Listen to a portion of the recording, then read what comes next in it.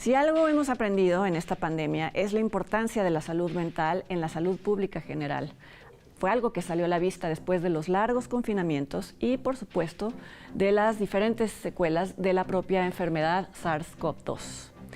Por eso, esta noche, Leonardo García Tsao y yo revisaremos las diferentes visiones que ha tenido el cine iberoamericano sobre la salud y las enfermedades mentales. En otro tema, todo el equipo de Encuadre Iberoamericano lamentamos profundamente el fallecimiento de uno de los más grandes cineastas de nuestra región, el mexicano Felipe Casals, de quien hablaremos en nuestra sección In Memoria.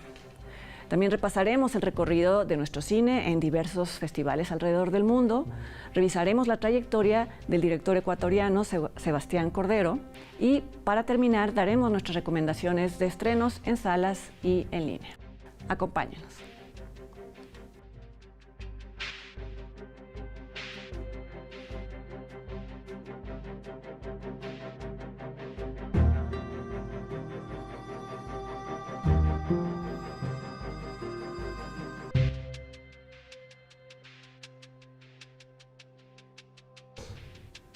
¿Qué tal? ¿Cómo están? Bienvenidos a una emisión más de Encuadre Iberoamericano. ¿Cómo estás, Leonardo?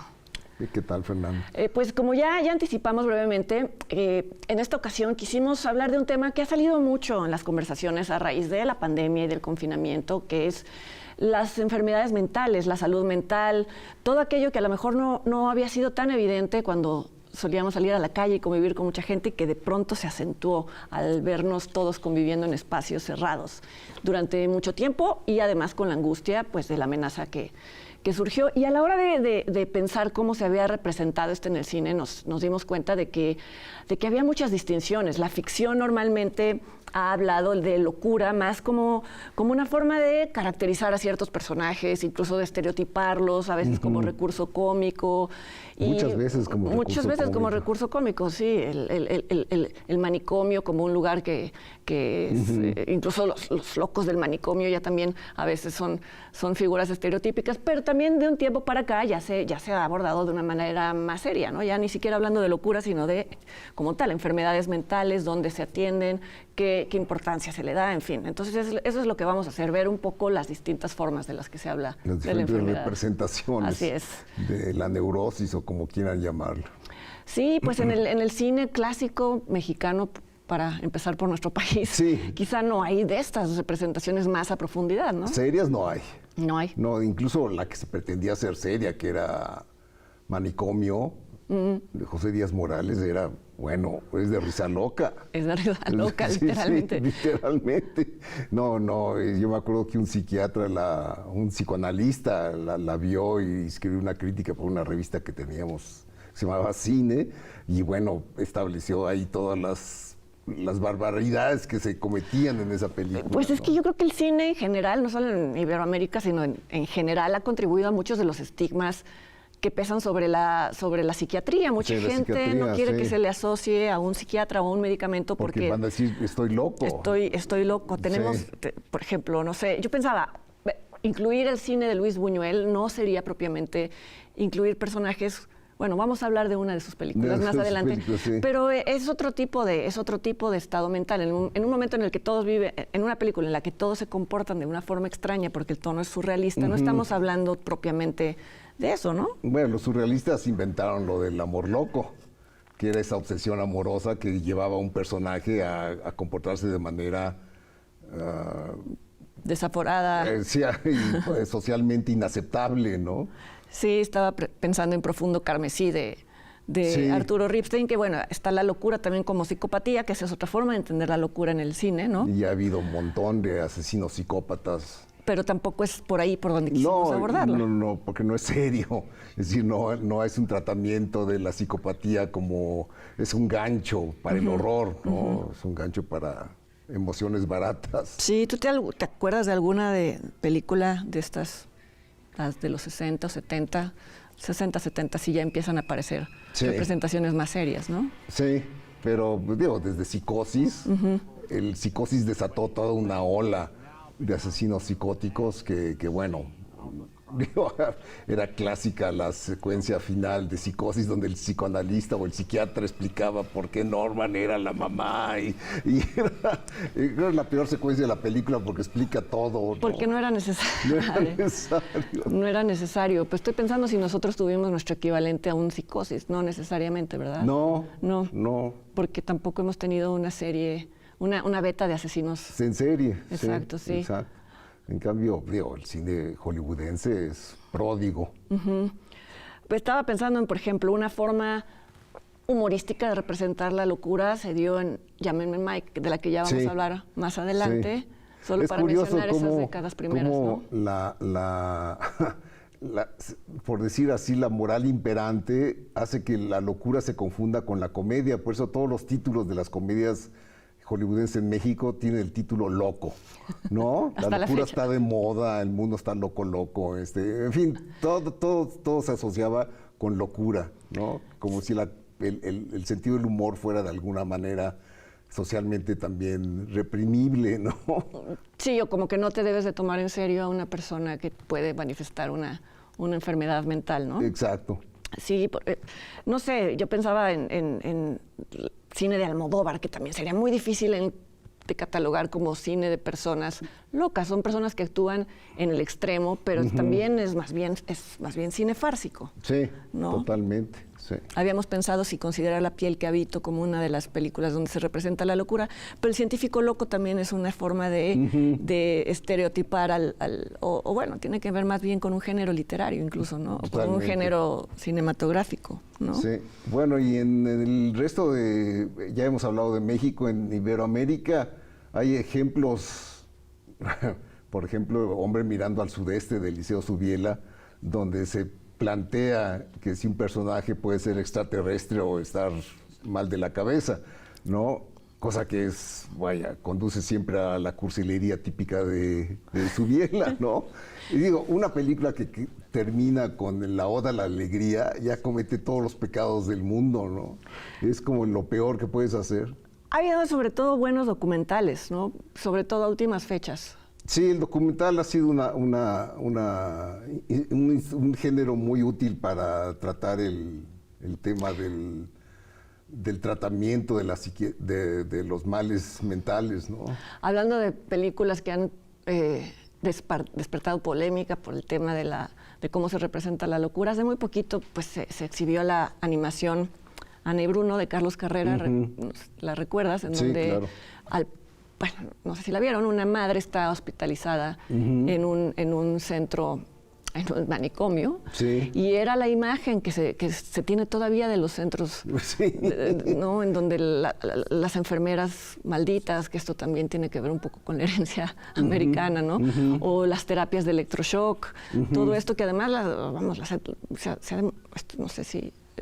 es otro tema que quizá no viene al caso comentar ahorita, que nunca han sido tan como se representan en el cine. No, se ha satanizado mucho. Y que incluso han sido útiles y siguen usándose. Sí, claro, ¿no? claro, pero siempre se representa como una forma de tortura sádica que existe en los manicomios, ¿no? Y quizá en grados menores de alteraciones o desórdenes mentales, lo que sí se ha representado mucho es, por ejemplo, el tema del Alzheimer, ¿no? Que ya lo hemos comentado, lo comentamos aquí, por ejemplo, cuando hablamos de Juan José Campanella, hijo de la novia. La película de Natalia Brustein, Tiempo suspendido. Sí, que es, insisto, es una película muy ambivalente, porque los únicos momentos de felicidad de la abuela, de la directora, es cuando olvida su pasado de activista, en tanto sus hijos fueron desaparecidos de la dictadura, ¿no?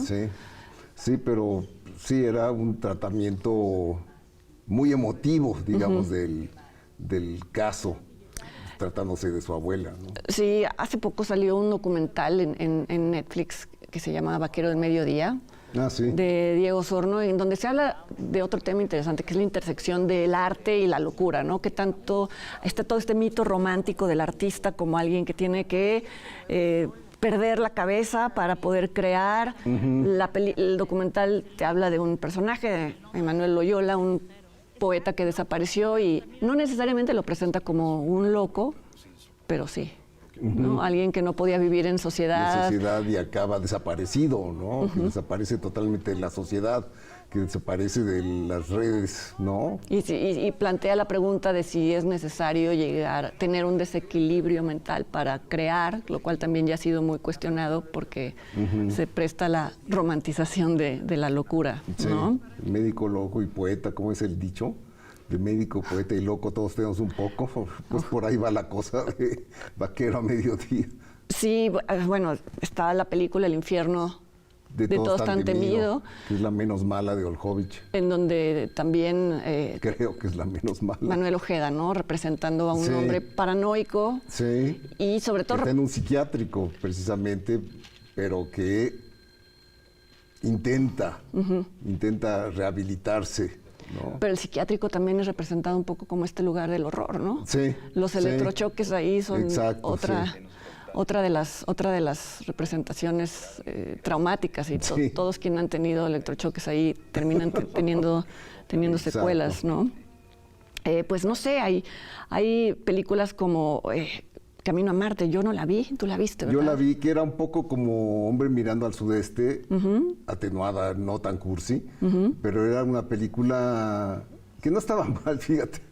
Yo la vi porque la actuación de Luis Gerardo Méndez era muy buena, era muy ambigua. Entonces tú decías, bueno, posiblemente que sí sea un extraterrestre, no un... Es que es muy difícil, es muy difícil un protagonista loco o con alguna enfermedad mental, porque normalmente uno tiende a identificarse con esa persona, o es lo que se busca, y entonces es difícil porque no sabes confiar en su percepción, de la realidad, ¿no? En el caso de pacientes con esquizofrenia o con Alzheimer, como se vio en la película esta que recién, el The Father, la película de Anthony Hopkins, si la percepción es difícil de evaluar, tú como espectador quedas un poco perdida. Esta película lo lograba muy bien, pero si no se logra bien, normalmente es muy complicada, ¿no? Claro. Y bueno, vamos a hacer una pausa y volviendo, Fernando y yo vamos a enumerar nuestras favoritas sobre el tema de la salud mental en el cine y después veremos una cápsula hecha por Canal 22, una entrevista con el director Fernando Trueba sobre su película El olvido que seremos. Quédense con nosotros.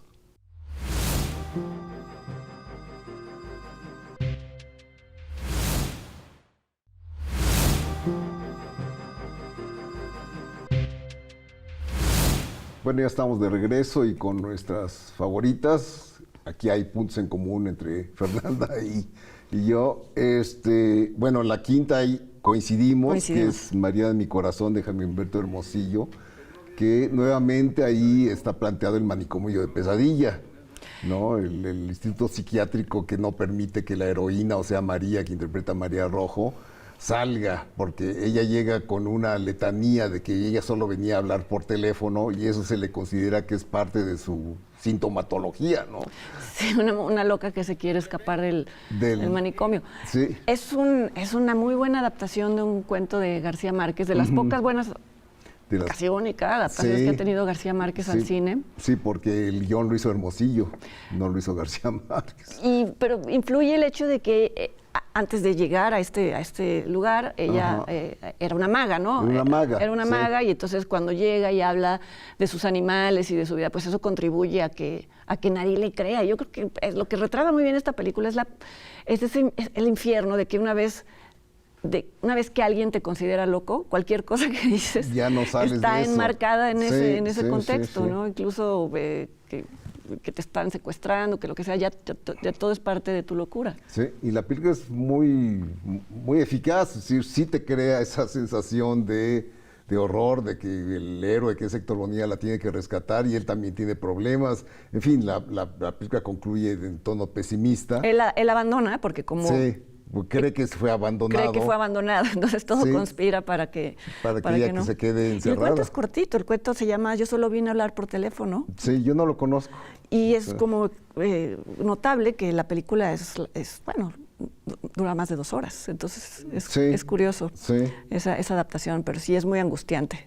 Totalmente, sí. ¿Cuál es tu cuarta favorita? Mi cuarta es El silencio de la princesa, de Manuel Cañive, es un documental que tú colocas en tu... Yo lo conozco, es mi número 3. Tú la pones en el 3. Entonces la comentamos entre los dos. Sí, entre los dos la comentamos. Bueno, El silencio de la princesa trata sobre una actriz, Diana Mariscal, fue célebre a partir de su actuación en Fando y Lis de Jodorowsky y que después tuvo un descalabro mental, podría decirse, ¿no? Sí, pues se dice que incluso la película de Jodorowsky fue lo que le detonó una esquizofrenia latente. Sí. ¿No? Yo creo que es una de las películas que mejor retrata esta cosa del arte como catalizador de la locura o la locura como catalizadora de arte, porque en ese momento los entrevistados, familiares, conocidos y demás, cuando hablan de Diana Mariscal antes de trabajar con Jodorowsky, les fascinaba mucho esta parte de ella en donde parecía vivir en un mundo raro, cuando en realidad pues había una enfermedad que atender ahí. Sí. Ahora, la película es muy acertada en su tratamiento porque sí crea una sensación de misterio. Creo que el accidente que tuvo la película, que es no poder entrevistar a Diana Mariscal sin nunca dar con ella personalmente, ayuda a ese documental, ayuda a esa sensación de misterio, de decir, ¿y qué pasó con Diana Mariscal? ¿No? Pues solamente se oye su voz cuando habla por teléfono con su hermano. Ana, sí, su hermano. Con su hermano, ella ya está en una institución mental. Pero pues sí, se nota que su discurso no corresponde al de la realidad. Y cuestionan, no lo cuestiona directamente a Jodorowsky, pero sí un poco el hecho de haber explotado esa parte de Diana Mariscal para su película, que es algo que hacía mucho Jodorowsky, ¿no? Totalmente. Sí.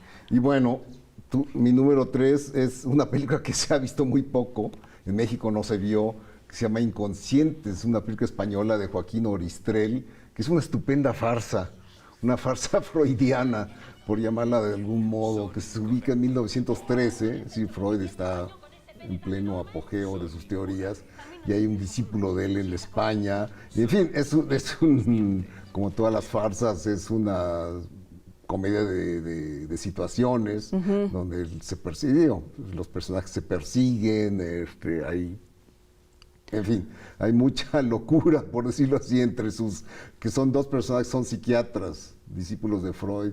Yo no la he podido ver. Sí, no, es una lástima, te digo, yo la vi porque me la enviaron, porque yo era programador de festivales, y me mandaron el video y la vi y quedé muy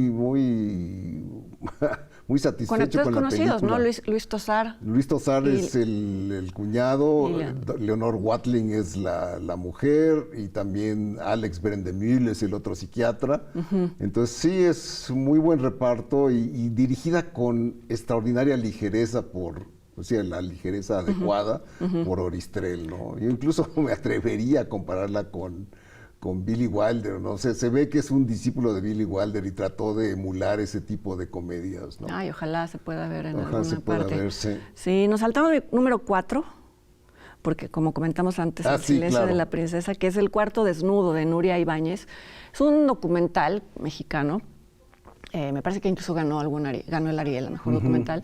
Es muy perturbador, porque lo que hace es que toma los testimonios de niños, sí, son niños. Son niños, sí. En hospitales psiquiátricos, a donde los llevan sus padres, porque ya les es imposible convivir con ellos, porque unos han tenido intentos de suicidio, otros les hacen la vida imposible, y esto es algo que es muy justo decirlo, porque bueno, son niños perturbados, y es muy doloroso ver cómo a esa edad se nota realmente una oscuridad en su rostro, pero lo que me llamó la atención, la volví a ver, no la había visto desde mucho, fue que la cámara solamente los muestra a ellos, no muestra ni a los padres ni a los doctores que los están entrevistando, y escuchas a los padres describiendo describiendo la situación con los niños, y te das cuenta de que quienes se beneficiarían mucho de una terapia son los padres, sí, porque hay mucha violencia familiar, hay mucha incomprensión hacia lo que les pasa, hablan de ellos como si no estuvieran ahí. Yo lo recuerdo como un documental muy perturbador. Muy perturbador, sí. Me acuerdo que me dejó muy mal parado, o sea, yo dije que pobres niños. Una niña... Lo que te genera es mucha lástima. Una niña no llega a la adolescencia y que pide que la internen porque no está segura de si la dejan libre va a volver a intentar suicidarse. Pues es una cosa desoladora. Sí. Sí, bueno. Pues ¿la viste en Filmin Latino? La vi en Filmin Latino. ¿Sí? Sí, se puede ver. Bueno, mi número 2 La 3 tuya es El silencio de la princesa, ya que ya la hablamos. comentamos. Mi número 2 es Los motivos de luz, de Felipe Casals, que ya hablamos de ella cuando hablamos de la filmografía de Casals. En otra ocasión que hemos hablado de ella, no me acuerdo en qué tema, pero es el famoso Cárceles, caso, ¿no? de Elvira, exacto, de Elvira Luz Cruz, que fue acusada de haber matado a sus hijos.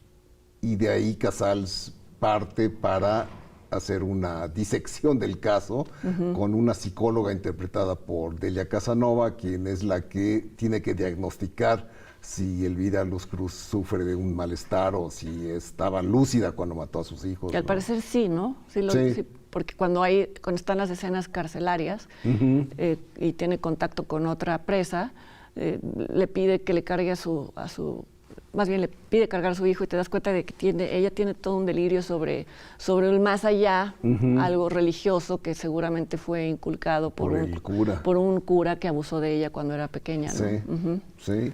Muy buena película. Hace poco tuvo una restauración y se ve que la película no ha envejecido nada, ¿no? Es una película que sigue vigente, a pesar de que fue hecha en 1985. Sí, porque es además muy sobria y muy minimal. Muy, ajá, sí. Tu número 2 es Llamen a Mike, que estuve tentado a ponerla.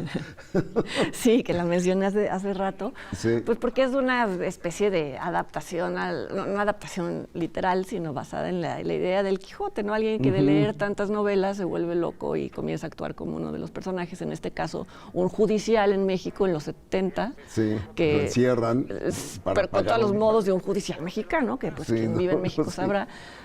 Y es chivo expiatorio de un caso, lo golpean. Y eso le hace creerse un personaje de novelas. Debe creerse Mike Hammer, de hecho. Sí, por eso Llámeme Mike. Pero entonces habla como personaje de novela gringa y entonces todo es a su alrededor. Es muy divertido ese La secuencia contraste. del manicomio es particularmente chistosa. Yo recuerdo que hay uno de los pacientes que nomás dice sí, sí, sí, no, no, no. Y cuando se está quemando, grita con más urgencia, sí, sí, sí, no, no. Y con Sasha Montenegro también, que aparece, ¿no? Se aparece como... Y entonces también ella, pues sí, ¿no? Siendo como una mujer del cine mexicano de esos años, y él comportándose como hard-boiled. Detective duro, sí. Sí. Sí, no, esa se puede ver en YouTube. Bueno, no sé en dónde se puede ver, pero está editada en DVD y se puede ver. Está editada en DVD, sí. Y bueno, finalmente la número 1, coincidimos en Elle, de Luis Buñuel, que yo ya la había puesto en mis favoritas de comedia negra, y es una favorita mía de todos los tiempos, es de lo mejor de Luis Buñuel, es el perfecto paranoico. El retrato de Arturo de Córdoba en esa película es alguien que siempre cree que tiene la razón. Siempre cree que se están burlando de él. Tiene celos enfermizos de su mujer, cree que lo engaña con todo el mundo. Y la secuencia clave es la de donde ya sufre su crisis, que es cuando va a una misa y cree que todos en la iglesia se están burlando de él, ¿no? Incluyendo el cura. Que también es muy Buñuel, porque pues como también le gustaba darle con todo. y además es perturbador, bueno, no perturbador, es más bien muy elocuente saber que Luis Buñuel decía que era la película con la que más se identificaba él. O sea, él como personaje. Porque él era un hombre muy celoso, ¿no? Muy celoso, muy cuidador de su mujer. A pesar de que es una adaptación, ¿no? Es una adaptación. No recuerdo. La película, sí, de una novelista argentina. Ok. Pero pues, sí, decía que el machismo se había heredado los mexicanos de los españoles. Y pues se ve también aquí. Y además el diseño de producción es increíble, ¿no? En la casa que le diseñaron es exactamente el retrato de su locura. Con ¿no? estos diseños como gárgolas. Laberínticos, sí. No, está muy bien, es una gran película. Si no la han visto, traten de verla. Se puede conseguir en video. Se puede conseguir en video, sí. La última secuencia es fantástica, porque él está recluido en un monasterio. Sí. Es Buñuel mismo, ¿no? El que dicen, el actor, que camina en zigzag, al parecer ya está curado y pues no. Estas fueron nuestras favoritas. Sí. Y bueno, ahora sí los invitamos a ver, como les habíamos anticipado, a ver una entrevista con el director Fernando Trueba a propósito de su película El olvido que seremos.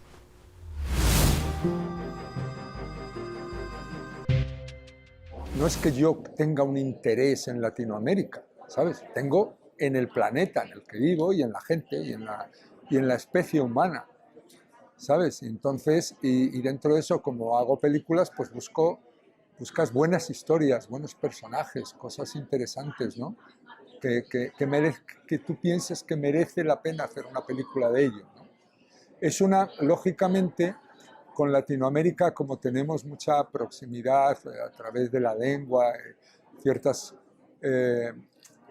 cosas comunes culturales, también conflictos, ¿no? En principio me daba miedo hacer la película porque me gustaba demasiado el libro y sabía que el libro le había gustado mucho a la gente.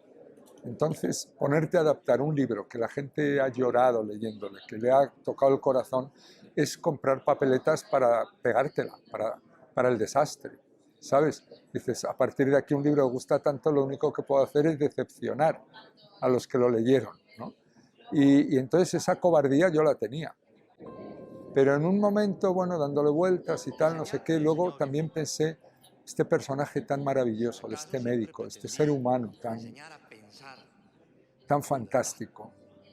Digo, si no hago la película sobre él, luego me voy a arrepentir. O sea, el cine ya está lleno de historias de criminales y de seres absurdos y de imbéciles y de todo tipo de cosas. Entonces, permitirte tú el lujo de decir, no voy a contar la película de un ser humano de verdad, un tipo que dedicó su vida a ayudar a la gente, a intentar que este mundo sea mejor, más vivible y más humano, pues me parecía que tampoco tenía derecho y que era un personaje al que yo, a través del libro, me había enamorado de ese señor. Es muy bonito hacer películas de época. Cuando yo empecé en el cine, hice mi primera película y eso, yo, si me hubieras preguntado entonces, te hubiera dicho, yo nunca haré una película de eso. ¿Sabes? Porque me parecía como que eso era muy raro, hablar de una época en la que tú no has vivido, o que tú no estabas allí, y que eso era muy caro, que nunca iba a estar. Y luego he hecho muchísimas películas de época y disfruto mucho haciendo películas de época. Porque a mí me encanta que las películas sean un viaje, ¿sabes? De hecho, no me gusta rodar en mi ciudad. No porque no me guste Madrid, me encanta Madrid, vivo aquí. Rodar en Madrid para mí es como ir a la oficina, ¿sabes? Vas a rodar y luego vuelves a casa, a cenar con la familia, ¿sabes? Eso es como... Y para mí el cine tiene que ser una aventura. Si estuviera trabajando en Madrid, me parecería que estoy en un trabajo cualquiera. Y no acabas de desconectar con la realidad, ¿sabes? Estás diciendo, uy, hoy he quedado a cenar con no sé quién. En cambio, cuando tú te vas a otro lugar, a otro país, toda tu vida se queda suspendida. Ya no existe ni tu casa, ni nada. Solo existe la película. Y eso es maravilloso, eso, meterte al 100% dentro. Yo creo que la memoria, el recuerdo, siempre tiñe las cosas, ¿no? Le da una pátina por encima, ¿no? Y era muy bonito esta coexistencia dentro de esta historia de la realidad del presente, ¿no? Con toda su dureza y su crudeza que tiene siempre el presente, y el recuerdo de la infancia, ¿no? de ese paraíso perdido que es la infancia de todos, ¿no? Siempre son esos recuerdos buenos o malos, también pueden ser malos, ¿no? Y ser un infierno felizmente perdido en vez de un paraíso perdido. Pero eso era un ejercicio bonito, es el lado que tiene la película también de trabajar con la memoria. La película en mi cabeza era así, y yo mismo me decía, ¿pero por qué? Y decía, es que esta escena solo me la imagino en color y estas otras solo me las imagino en blanco y negro. Entonces yo prefiero siempre seguir la intuición que seguir razonamientos, ¿no? Aunque yo soy una persona que me gusta mucho la filosofía, razonar, leer, etc., en el arte creo que hay que dejar la inteligencia metida en un cajón y dejarse llevar más por las sensaciones, la intuición, los sentimientos, etcétera, ¿sabes? No creo mucho. Bresson, que es uno de los grandes maestros para mí en el cine, decía siempre, desconfía de la inteligencia, ¿no? Que todo lo complica, ¿sabes? Entonces creo que es un consejo muy bueno en el arte, no en la vida, pero desde luego sí en el arte. Ningún problema, solo de los demás.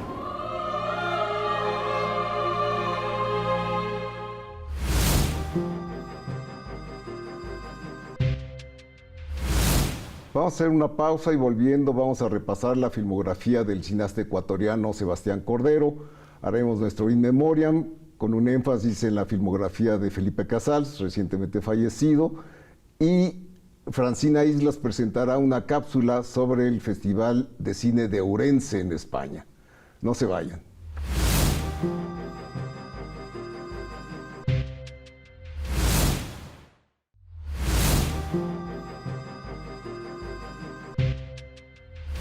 Y bueno, estamos de vuelta. Vamos a repasar la filmografía de un director del que ya habíamos empezado a hablar la emisión pasada, cuando hablamos de la trayectoria de Berta Navarro como productora. En tanto, uno de sus producidos era Sebastián Cordero, un director ecuatoriano. Sí, que el cine ecuatoriano está, digamos, en una fase de querer ser una industria, no lo ha logrado, y su producción siempre ha sido como muy desigual, muy de vez en cuando. Se conoce sobre todo a Camilo Luzuriaga como el antecedente, pero el que ha tenido más proyección internacional ha sido Cordero, ¿no? Sin duda. Y casi siempre ha trabajado en coproducciones, quizá su única película ecuatoriana es Ratas, Rateros y Ratones. Sí, que es una... Ratas, Ratones y Rateros. Ratas, Ratones y Rateros, sí. Para hablar de ladrones, ¿no? Sí. Que es una película muy dinámica, sigue la vida... A mí me gusta mucho, creo que es la que más me gusta de Sebastián. Es una película que trata el crimen urbano a través de la figura de un pícaro, porque el personaje de Ángel es realmente cae en la tradición literaria del pícaro. Sí, no hay un juicio, ¿no? No es como el cine de Gaviria, por decirlo, de Víctor Gaviria. No, el personaje es incluso simpático, tiene una especie de viscosa simpatía en la cual él daña a todos los que están a su alrededor, en especial a su primo, que se llama Salvador. Los nombres son muy bíblicos. Y lo lleva a la ruina, ¿no? Es muy curiosa esa relación destructiva que tiene uno con el otro, ¿no? Y realmente te tiene al borde del asiento, como se dice. Sí. Y pues, vamos, de alguna manera es previa a Amores Perros, pero tiene esta energía, ¿no? Tiene esta energía muy callejera, me refiero sobre todo a la historia de Gael, ¿no? Bueno, sí. Octavio, ¿no? Ajá. Incluso visualmente hay como estas partes de las paletas azules y verdosas, en donde, digo, es una película de mucho menos presupuesto, mucho menos ambiciones y todo, pero hay como es un poco ominosa en ese sentido, ¿no? Sí. Lo cual es pues un halago para Sebastián. No, es una película que me gusta mucho. La he vuelto a ver y sí cumple. Sí. A lo largo del tiempo ha funcionado muy bien, sí. Y es a partir de esa película que Berta Navarro y Guillermo del Toro, sí. Con la compañía Tequila Gang, le echan el ojo, ¿no? Sí. Cuando se empieza a presentar en festivales. Y producen Crónicas. Sí, que se presentó en Cannes en Una cierta mirada. Es una película que arranca tan bien que el resto de la película sufre por eso, me parece, ¿no? Se vuelve como anticlimática después de un inicio tan intenso, que es donde Damián Alcázar es casi linchado por el papá de un niño al que él acaba de atropellar. En fin, se vuelve una película, se vuelve en esa secuencia algo realmente... A mí me gusta hasta el final, fíjate. No está mal, pero te digo, sí va como en bajada después de ese inicio tan fuerte, tan sí. fuerte, sí. Porque luego se mete en el asunto del dilema moral de John Leguizamo, un periodista superestrella que llega con Leonor Watling, ¿no? A hacer un reportaje sobre un asesino serial y empieza a sospechar que es Damián Alcázar, ¿no? Pero entonces está en él explotarlo como material para su noticiero o entregarlo a las autoridades y se va convirtiendo él en el villano, ¿no? Bueno, no en el villano, pero pues al final eso es lo que te sugiere, ¿no? Es lo que sugiere, sí. Sí. Aparece Chema Yaspic muy chavito, de camarógrafo. De fotógrafo, sí. Es lo único que hace, cargar la cámara. Cargar la cámara y de alguna manera servir como de alguien que coloca en la realidad a Leguizamo, ¿no? Siempre le dice, lo hiciste muy bien, siempre irónicamente, ¿no? Es como su conciencia, es como su Pepe Grillo. Sí, como quedaste muy bien como la estrella que eres, La estrella ¿no? que eres, sí. Ajá. Sí, a mí también me gusta mucho Crónicas. Sí. Rabia es interesante, aunque a mí me pasa que no me la creo del todo. ¿No te crees que pueda vivir un hombre escondido en una casa a lo largo de tanto tiempo sin que nadie lo note, ¿no? Aunque La película funciona, debo decir que es un thriller bastante bien llevado sobre un personaje que interpreta el mexicano Gustavo Sánchez Parra. Gustavo Sánchez Parra, y que... Sí, sobre dos inmigrantes en España. Él comete no es un crimen, simplemente está perseguido por la justicia. Como es ilegal y Sí. hace algo que no debió de haber hecho, entonces se esconde en la casa de su novia, que es la empleada doméstica de una que es casa. Martina ¿no? García, actriz colombiana que era muy buena. Y no sé qué pasó con ella, porque tuvo apariciones destacadas tanto en el cine colombiano como en el cine mexicano. Y después la última vez que la vi fue en Narcos. Y no sé qué. No, yo tampoco sé. A mí lo que me gusta de esa película es, tengo el mismo reparo que tú, no sé qué comía, en fin, como que estos huecos que dices, bueno, pero lo que me gusta es más bien el retrato de cómo los dueños de la casa tienen esta especie de propiedad, o sea, sienten que son dueños de ella, ¿no? De ella, sí, de la empleada vamos, doméstica. al grado de que el hijo la viola, ¿no? Sí, claro. Y ella le guarda el secreto, pero después cuando queda embarazada deciden qué va a hacer de su vida. Estos detalles me interesan mucho, ¿no? En donde acaba pues dependiendo siempre de ellos, de la casa en la que trabaja. Sí, está bien, Rabia. Sí. No conocemos Pescador, ninguno de los dos No. lo hemos visto. La buscamos y no la encontramos. No la encontramos en internet. Y luego hay una película muy ambiciosa en el 2013 llamada Misión Europa, que vimos en Morelia, ¿te acuerdas? Sí. Fíjate que se nota que fue, bueno, lo ha dicho él, es una película de encargo, no propiamente de estudio Hollywood, pero sí gringa, hollywoodense. Sí, hollywoodense. Sí. Porque es un giro dramático al cine de Sebastián de 180 Cordero. grados. Entra porque se ubica en el espacio exterior, mientras que su cine es muy callejero y muy de Sí, muy personajes urbano, marginales. además. Y además aquí son astronautas extranjeros todos, ¿no? Sí, sale Ana María Marinka, que es la actriz rumana. de Christian Mungiu, que Sí. ganó la Palma de Oro con 4 meses, 3 semanas, 2 días. 2 días, sí. Sí, pero bueno, de entrada es muy difícil. Es una película sobre pietaje encontrado en el espacio, ¿no? Que explica una catástrofe, pero además, no sé El si timing fue equivocado. fue el mismo año de Gravity. Sí. Entonces digo, pues no por comparar, pero ahí estaba si había que hablar de una película del espacio, era de Gravity. Era de Gravity. Sí salió en el año equivocado, porque Sí. todo el mundo prestó atención a Gravity, obviamente, e ignoró esta película que pasó sin pena ni gloria. A mí no me gusta mucho. No. Creo que aún viéndola más allá de Gravity, siento que pues cae en muchos de los temas de estas películas en donde, claro, Y los sabemos efectos quedaban mucho a deber. sabemos que algo va a pasar y que van a tener que sacrificar vidas y que va a haber un conflicto moral. Creo que no es memorable. No. Y bueno, su última película, la última película que ha hecho hasta la fecha, que ya es del 2016, ya lleva un rato sin hacer un largometraje, es Si muertos no hay carnaval. Sí, que otra vez vuelve a sus temas, ¿no? Sí, y a su tierra. A su tierra y a sus temas, que es los conflictos ciudadanos violentos, ¿no? Habla de despojados de un territorio, de un cacique, que es Herando González, el mexicano. Sí. Siempre trabaja, bueno, desde Crónicas ha trabajado con actores mexicanos, excepto en Misión Europa, ¿no? Exacto. Y sí hay un asesinato ahí sin esclarecer, pero eso se vuelve el pretexto para investigar asuntos mucho más oscuros. ¿A ti te gusta? Hay un punto donde todo está demasiado calculado como para que coincida. No sé si me explico, o sea, como que yo no me creo que el plan que al final se lleva a cabo depende tanto del azar que no. Sí, que el plan no era me convence. ir eliminando a los pobladores Exacto. originales, ¿no? Pero dependía de una sincronización realmente militar para llevarse a cabo así, ¿no? Sí, a mí no me gusta, sí me gusta, pero me gusta mucho más Crónicas, por ejemplo, Sí, ¿no? sí, claro. Pues esperemos que ya haga una siguiente película.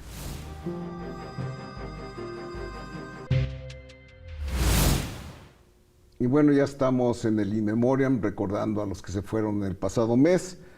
Está el actor Javier Ruán, actor mexicano, que hizo algunas películas, fue nominado por su coactuación en Los Marcados de Alberto Mariscal.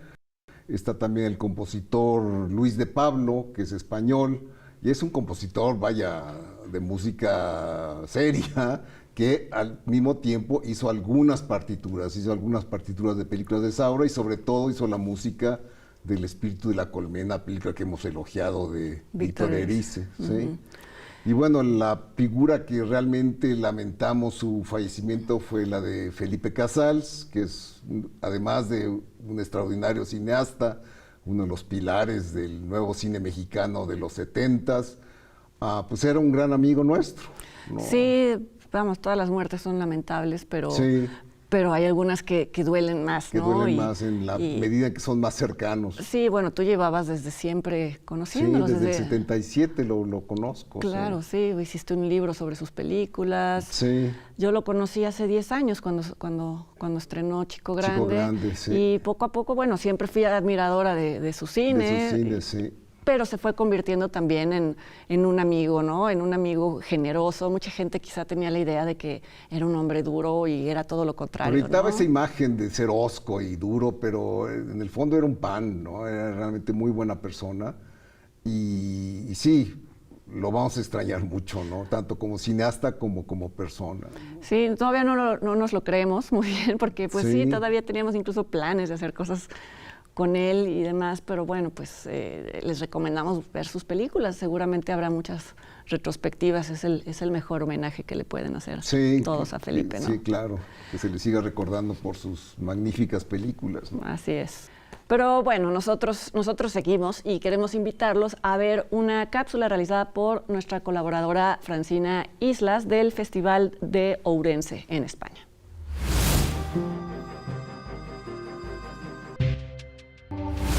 Son ya 26 ediciones del Festival de Cine de Ourense en Galicia. Este año han proyectado 71 películas de 24 países, una fiesta cinematográfica que está ligada a México por la figura de Carlos Velo. Acogiéndose en el exilio al ofrecimiento de Lázaro Cárdenas, el presidente de México, pues se fue a México y allí ya empezó pues otro tipo de vida, porque empezó su vida en el exilio.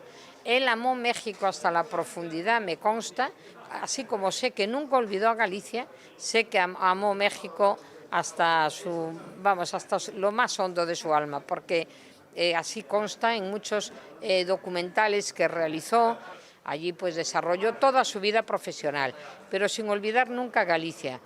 Y una de las novedades de este año, que además a nosotros nos causa un particular placer, porque es un poco la internacionalización del festival, nuestra relación con México, natural, es algo que tenía que ser. Y lo es a través de Televisión UNAM, cuando ponemos en marcha el taller Carlos Velo, que es un taller de documentales para jóvenes realizadores que les falta un empujoncito económico para terminar sus proyectos. En el marco del festival, la Fundación Carlos Velo reconoció con el Premio Beliano de Honra al cineasta Iván Trujillo, quien fue discípulo de Carlos Velo en México y de quien aprendió el amor y vocación de apoyo al cine documental. Yo creo que el amor por el cine documental, la pasión por el cine documental, y no solamente para hacerlo, sino para ayudar a que se siga haciendo. Estamos promoviendo el taller Carlos Velo, que es mediante la discusión, el análisis de películas en proceso, poder hacer que el resultado sea mejor y apoyar económicamente entre TV UNAM y la Fundación Velo a proyectos mexicanos y españoles. Entonces creo que ese es el mejor legado que tenemos y la parte más importante. Además, pues sí, aquí hay un festival que está creciendo, el Festival de Ourense, y que será también el espacio idóneo para ir mostrando estos nuevos documentales que están por venir. Este año la Calpurnia a la mejor película ha sido para Playground de Laura Wandel. El premio Carlos Velo a mejor dirección ha sido para la película turco-rumana Mi mejor amigo y el premio especial del jurado ha sido para la película mexicana Uzi de Pepe Valle. Se llama Uziel. Le dicen Uzi. Y como lo ves es cabrón el Uzi. Es un abordaje de la violencia, pero es una película sin violencia, o sea, no es ni de violencia ni con violencia, sino es una reflexión sobre la violencia que a mí se me antojó que como más importante, digamos, ¿no? O es más lo que me apetecía a mí hacer. Otro de los reconocimientos destacados fue la Calpurnia de Honra para el cineasta Gonzalo Suárez. Entre manos tengo un guión que me hubiera gustado rodar, pero han considerado que tengo ya una edad provecta para hacerlo y no han querido. Pero han pagado bien para comprar los derechos de autor y encargarme una reescritura de los guiones que ya tenía escritos con Peckinpah en Los Ángeles sobre mi novela Doble 2 y estoy en eso. Pero estoy deseando terminarlo para rodar por donde sea, aunque sea cuesta abajo. También va a salir ahora un libro mío, un libro de relatos en Random House. La Fundación Carlos Velo, organizadora del festival, cuenta con el apoyo incondicional de la Diputación de Ourense, que no solo ha financiado esta edición, sino que restaurará la casa natal de Carlos Velo para que se convierta en la sede de la Fundación. El apoyo es total, desde los inicios de la Fundación como patrono hasta el momento actual en el que le hemos encomendado la gestión del festival y con ayudas específicas como las de adaptación de la que va a ser sede de la Fundación, de equiparla, de hacer una reforma importante para que sea acorde a la dignidad y a la talla intelectual y cinematográfica de Carlos Velo. Para Encuadre Iberoamericano, desde el Festival de Ourense en Galicia, España, Francina Islas, corresponsal.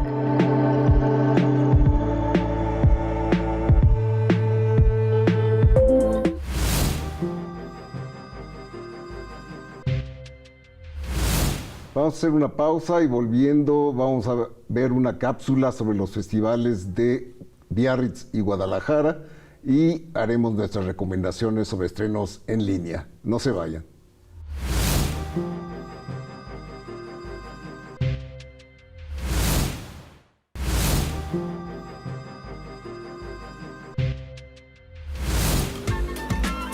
El 2 de octubre pasado fueron anunciadas las películas ganadoras de la 30ª edición del Festival de Biarritz en Francia. El premio Abrazo a la mejor película de ficción fue para Jesús López, título de Maximiliano Schonfeld, producción de Argentina. El premio del jurado se lo llevó Candela, de Andrés Farias Intrón, de República Dominicana. La mención especial para la interpretación fue para Una película sobre parejas, de Natalia Cabral y Oriol Estrada, pareja de directores también de República Dominicana, cuya película se llevó igualmente el premio del Sindicato Francés de la Crítica de Cine. El premio del público fue otorgado a la cinta Fanny Camina, de Alfredo Arias e Ignacio Masllorens, de Argentina. En documentales, el premio principal fue para ¿Qué será del verano?, de Ignacio Ceroy, de Argentina. Y la mención del jurado para Baichiletic, de Juan Javier Pérez, de México. Y hablando de México, nos movemos del Atlántico francés hasta el occidente de aquel país, pues la edición 36 del Festival Internacional de Cine en Guadalajara dio a conocer sus premios, donde el premio Mezcal a la mejor película mexicana fue para El comediante, de Rodrigo Guardiola y Gabriel Nuncio, y el de mejor dirección para Antonio Hernández por Nos hicieron noche, también de México. Entre los premios paralelos destacan el premio Maguey a la mejor película LGBTIQI+, que fue obtenido por Our Bodies Are Your Battlefields, de Isabel Solas, de Argentina. En la sección de largometraje iberoamericano documental tenemos como mejor documental iberoamericano El cielo está rojo, de la chilena Francina Carbonell. La mención honorífica fue para El vals de Santo Domingo, de la dominicana Tatiana Fernández Geara. La mejor dirección al brasileño Luis Bolognesi por A última floresta. En largometraje iberoamericano de ficción, Chile arrasó. Por un lado, con el premio a la mejor dirección y mejor ópera prima para Inmersión, de Nicolás Postiglione. Y por otro lado, con el premio más añorado, el de mejor película, para Mis hermanos sueñan despiertos, de la también chilena Claudia Huequimilla. Muchas felicidades a las y los ganadores. ¿Estoy seguro que podemos salir?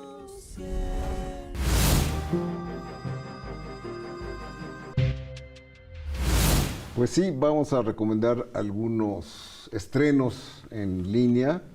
Entre ellos hay una serie que a ti te gusta.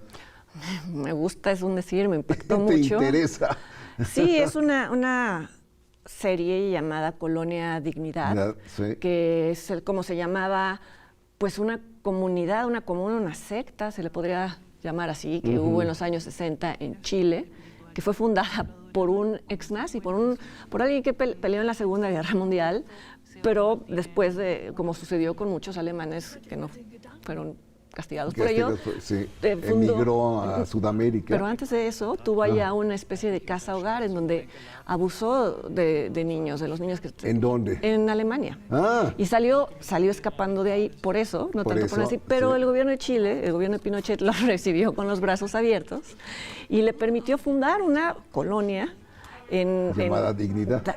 Llamada paradójicamente Dignidad, en donde además se trajo a varios niños huérfanos de Alemania, algunos con sus familias, pero estando aquí los separaba de sus papás y también invitaba a algunos niños chilenos. Entonces, pues, ¿qué podía salir mal, verdad? No, claro. Sí, no, terrible, terrible. Fue un caso pues muy conocido en Chile. Hay incluso una película de animación que se llama La Casa Lobo, que ya le hemos comentado. Incluso una película también no muy buena que se llama Dignidad, pero no este documental es espeluznante porque, bueno, hay entrevistas, testimonios de algunos de los sobrevivientes, hay pietaje de este hombre que era pues como son estos hombres entre mesiánicos y les hacía... Perverso. Bueno, porque además, al ser aliado de Pinochet, tenía allí casas de seguridad donde torturaban a los presos políticos de Pinochet. Entonces era alucinante, en los sótanos había torturas, mientras en la parte de arriba había puestas de teatro de niños que se vestían como tiroles. Y entonces, bueno, pues habla de todo eso y de cómo pues estos lugares y estos células del mal se pueden replicar en cualquier lugar, ¿no? Sí, no sé si la disfruté, pero sí es muy interesante. Sí. Bueno, se estrenó el documental La Vocera de Luciana Kaplan, que es sobre el personaje político llamado Marichuy, que aspiró a candidata en las pasadas elecciones. Y es un documental desigual, diría yo, ¿no? Como que a veces es un poco disperso.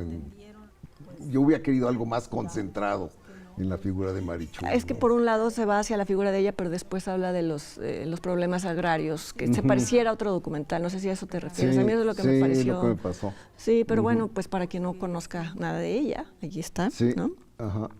Se estrenó en Netflix la película El olvido que seremos de Fernando Trueba, a quien ya tuvimos hace unos momentos en una cápsula. Película muy elogiada por cierta crítica. Premiada también. Premiada en los Platino, fue una de las películas más premiadas. Y a mí en lo personal no me satisfizo. Volvemos a lo que dijimos cuando revisamos la obra de Trueba, que es mejor persona que realizador. Es feo decirlo, pero me parece que de alguna manera el relato se le va de las manos y hace algo muy tibio, ¿no? Que al final se vuelve muy melodramático, en un final que ya sabemos que va a venir. Es que eso creo que es lo que pasa, que es como predecible, ¿no? Sí. Tiene un tono melodramático porque la historia se presta para ello. Es Héctor Abadijo recordando a su padre asesinado. Pero no hay sorpresas. Ya sé que la vida y la muerte no se trata de eso, pero narrativamente está abordado de una forma muy convencional, ¿no? Sí, Ajá. sí. Y creo que la parte más interesante es la que está en blanco y negro, la que ya habla de sus últimos años del doctor Héctor Abad, cuando ya va a ser sacrificado en los años más violentos de Colombia. Y la parte de la familia me resulta un poco sobrante en pietaje, ¿no? Como que dices, bueno... Javier Cámara hace muy bien el acento colombiano, que es un acento muy difícil de dominar. Muy sutil. Y algo que me sorprendió de lo mala que es la música. Es de Zbigniew Preisner, el colaborador de Kieslowski, que hacía tan buenas partituras.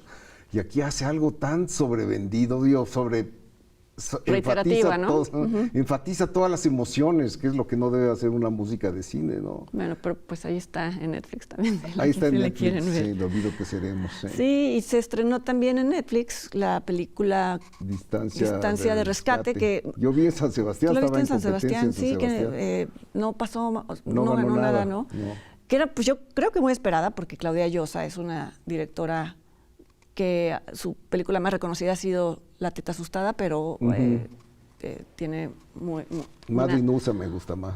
Tiene una amplia base de seguidores y me gustan algunas cosas. La película siento que, sin embargo, se pierde el relato al intentar abarcar, bueno, sé que está basada en una novela de Samantha Schweblin, al tener que ver este asunto ambientalista, se pierde un poco la trama. Era muy interesante. Es la historia de dos madres y de cómo una de ellas considera que su hijo dejó de ser su hijo después de someterlo a una especie de embrujo, ¿no? De resurrección. Y esa parte, eso me interesó mucho, me hubiera gustado. Ya sé que las películas no son lo que le hubieran gustado a uno, pero esa parte era muy buena. De hacer la vuelta de tuerca, ¿no? Tiene algo así como de Henry James, pero fallido. Sí. ¿No? De eso de que el niño es o no es, en fin, a mí no me convenció, la verdad. Dolores Fonzi está bien, me parece. Sí. En un personaje muy extraño, nunca muy sabes. Muy ambiguo también. No sabes si está mintiendo, está loca, está dentro del plan. Sí. Entonces, bueno, pues también como con Sebastián Cordero esperamos la siguiente película de Claudia Llosa. Y bueno, también esperamos que nos acompañen la siguiente emisión de Encuadre Iberoamericano. Gracias, Leonardo. Gracias a ustedes. Solo recordarles que somos una plataforma televisiva en donde buscamos darle la mayor visibilidad posible al cine iberoamericano, el que se presenta en festivales, el que se distribuye en línea y el que tiene estrenos en salas. Los esperamos dentro de un mes.